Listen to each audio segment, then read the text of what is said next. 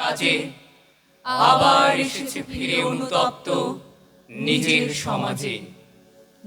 দেখো জয়নুলের ছবির মতো ঘর বাড়ি, নারী উঠোনে ছাড়ছে ধান, ধানের ধুলোয় ম্লান শাড়ি, গত উদম করে হাতে লেপা মাটির চত্বরে লাঞ্ছিত নিশেন হয়ে পড়ে আছে যেন অনাদরে। প্রাণীর রঙের মতো পরাজিত প্রেমের কেতন আবার তুলতে চাই পলাতক আমরা কজন। মানুষের বাসস্থান লাউ মাচা নীলাম্বরী নিয়ে আমরা থাকতে চাই। এ হৃদয় যেন ঝিলকিয়ে কখনো উঠতে চায় আমাদের পূর্বপুরুষের তারির আসরে গিয়ে।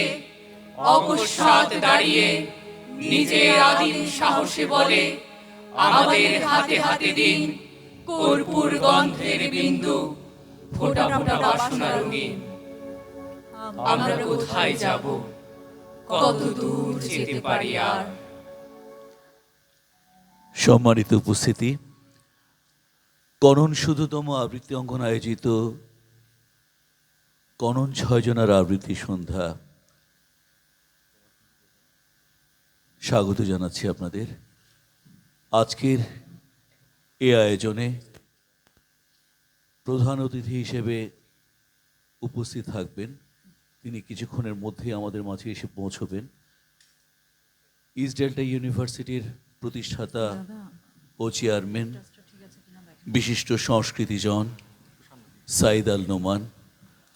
আমাদের মাঝে ইতোমধ্যেই উপস্থিত হয়েছেন বিশিষ্ট বাচিক শিল্পী প্রশিক্ষক অরুণ ভদ্র, উপস্থিত হয়েছেন বিশিষ্ট বাচিক শিল্পী ও প্রশিক্ষক আয়শা হক শিমু। আজকের এই আয়োজনটিকে আমরা 3টা পর্বে ভাগ করেছি। কনন ৬ জনার আবৃত্তি সন্ধ্যা, আমি আগে তাদেরকে পরিচয় করিয়ে দিই। তা হচ্ছে যারা অংশগ্রহণ করছেন, এটি আমাদের একটি ধারাবাহিক আয়োজন। আমরা 40 বছর পূর্ণ করতে যাচ্ছি। 1 জানুয়ারি কনন শুদ্ধতম আবৃত্তি অঙ্গনের 40 বছর পূর্তি হবে।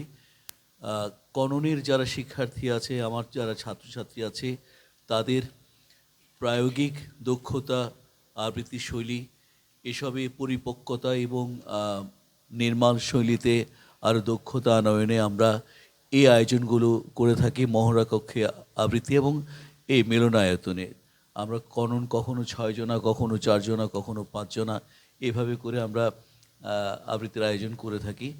আজকের আয়োজনে কননের সদস্য আবৃত্তি শিল্পী যারা অংশগ্রহণ করছেন, আমি পরিচয় করিয়ে দিচ্ছি।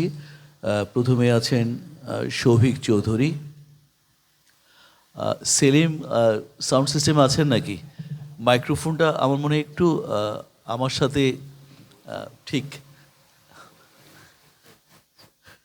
আচ্ছা, যাও। শৌভিক চৌধুরী,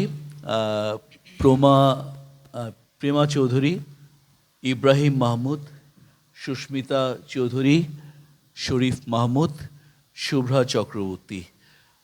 তারা 6 জনেই কননের সদস্য, দীর্ঘদিন আছেন কননের সাথে। তারা আবৃত্তি করছেন, আবৃত্তি শুনবেন তাদের। আমরা 3টা পর্বে সাজিয়েছি বললাম। আমরা প্রথমে তাদের কয়েকটা আবৃত্তি শুনব। এর পরের হচ্ছে আমরা শুভেচ্ছা আলোচনা পর্ব। 3 জন অতিথিকে আমরা মঞ্চে ডেকে নেব, তারা তাদের কথা বলবেন, অনুভূতি ব্যক্ত করবেন। আমরা তাহলে আবৃত্তিতে ফিরে যাই। প্রথমেই আবৃত্তি করছে রবীন্দ্রনাথের কুয়ার ধারে প্রেমা চৌধুরী।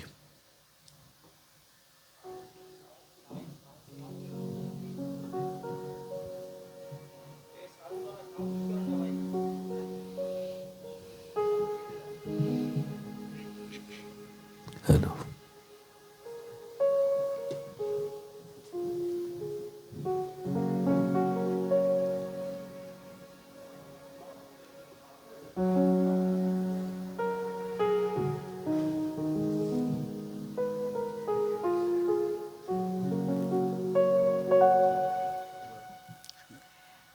একলা ছিলেম কুয়োর ধারে, নিমের ছায়া তলে। কলস নিয়ে সবাই তখন পাড়ায় গেছে চলে।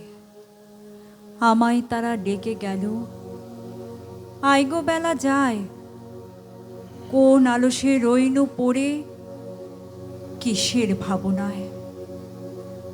পদধ্বনি শুনি নাইকো, কখন তুমি এলে, কইলে কথা ক্লান্ত কণ্ঠে,